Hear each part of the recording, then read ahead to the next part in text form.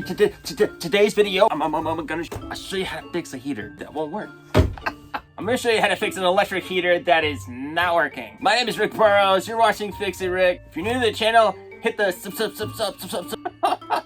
Let's fix it. Be sure that it's unplugged as you're taking this thing apart. With the heater unplugged, now take a Phillips head screwdriver and remove the screws on the base.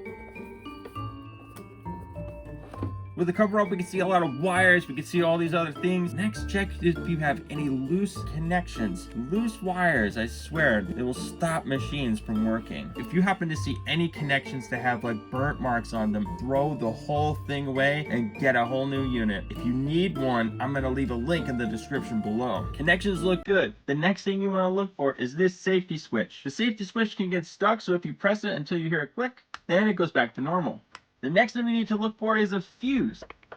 See right here that this one didn't have a fuse, but it's on there nice and tight, so we're good on that end. The main problem I'm having with this heater is that it's not rotating, so we need to remove a few screws.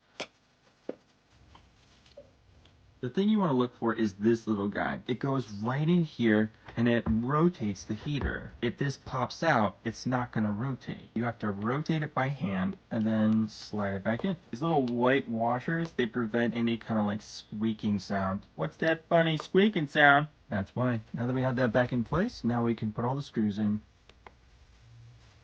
The last thing that could be the issue is the timer itself. So the power travels to the safety switch and then to the timer. To get the replacement part for this timer, I'm going to leave a link in the description below. Honestly, I'm just going to leave a link in the description for every part. Now we're going to put the cover back on. You want to align the safety button with the safety switch. You can hear that it's making contact. Now let's go ahead and put the screws back in.